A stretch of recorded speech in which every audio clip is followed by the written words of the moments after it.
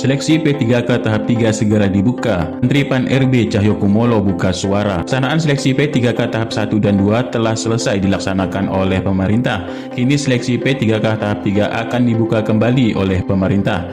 Namun sebelum lanjut pada seleksi tahap 3, pemerintah saat ini diketahui tengah menyelesaikan tahap akhir dari CASN tahun 2021 lalu.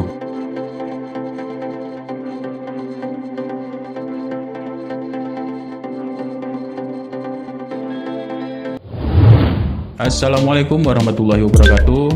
Salam sejahtera bagi semuanya. Welcome back to my channel TPMDS. Semoga para bapak ibu guru sehat selalu. Informasi terbaru terkait P3K guru untuk tahap 3. Ngajar online jadi lebih mudah pakai Teachmin. Aplikasi ngajar yang mengerti kebutuhan pengajar. Mau ngajar apapun gratis. Yuk, download Teachmin di App Store dan Play Store sekarang. Gratis. Nah, dilansir dari Pan-RB Cahyokumolo dan Menteri Pendayagunaan Aparatur Negara dan Reformasi Birokrasi, sebagaimana dilansir dari laman Menpan-RB Go ID pada Senin 4 April 2022. Cahyokumolo mengatakan tahapan CASN tahun 2021 ini belum sepenuhnya selesai. Seleksi P3K tahap 1 dan 2 ini telah selesai, namun tahap 3 akan segera digelar, kata Menpan-RB Cahyokumolo, dikutip dari laman Menpan-RB Go ID. Meski demikian, Menteri Pan-RB ini meminta agar seluruh tahapan seleksi CASN tahun 2021 ini segera diselesaikan. Jadi perlu diketahui, seleksi P3K tahap 3 akan diikuti oleh pelamar yang tidak lulus seleksi kompetensi 2 dan dapat memilih kembali formasi di seluruh wilayah Indonesia.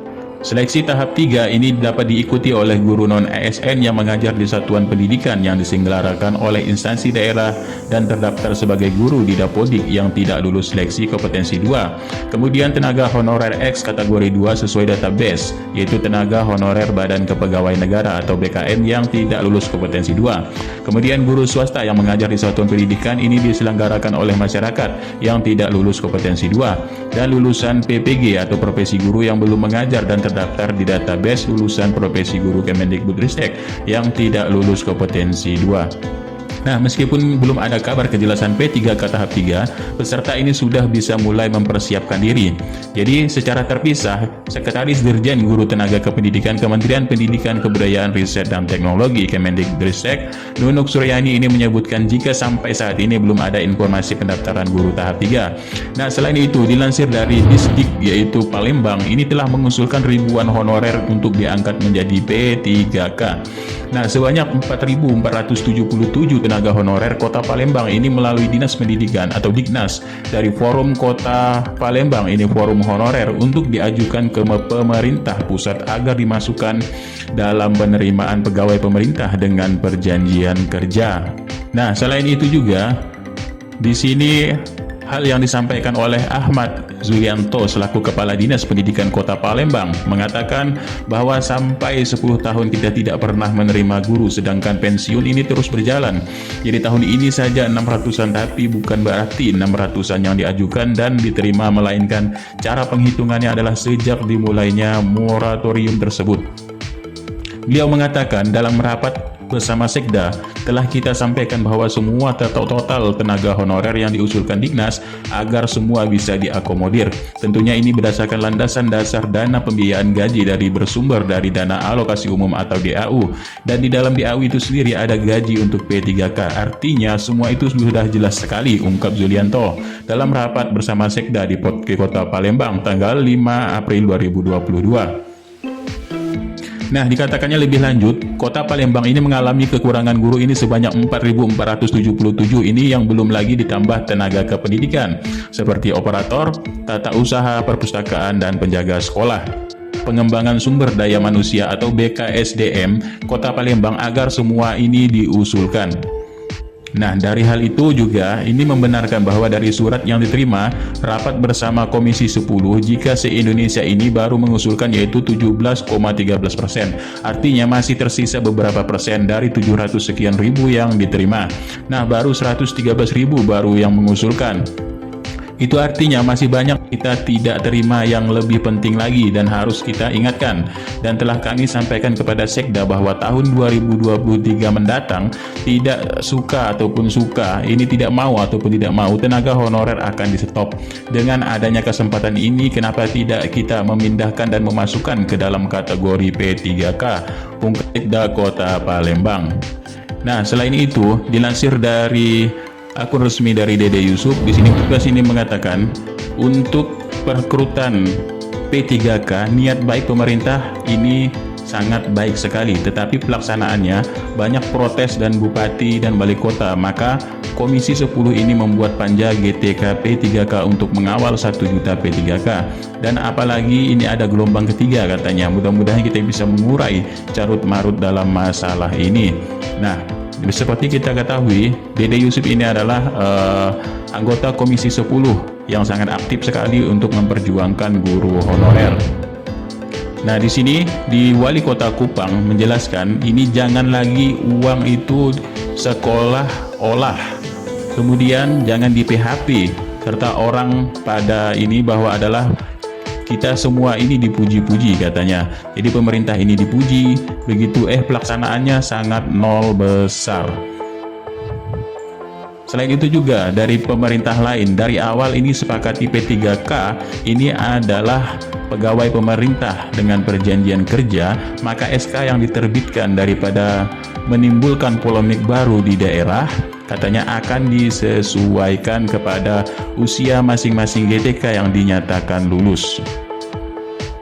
Nah, selain itu juga dari Bapak Dede Yusuf ini mengatakan, saya pikir sangat perlu kejelasan juga kepada kita semua bahwa panja ini merupakan upaya untuk panja formasi GTK dan merupakan untuk kita bisa memantau proses terjadinya seleksi ini, karena memang dalam kurun waktu 2 bulan belakang ini kita selalu melihat banyak sekali masukan-masukan yang sepertinya seperti kayak tidak sinkron atau bahkan jadi salah menyalahkan.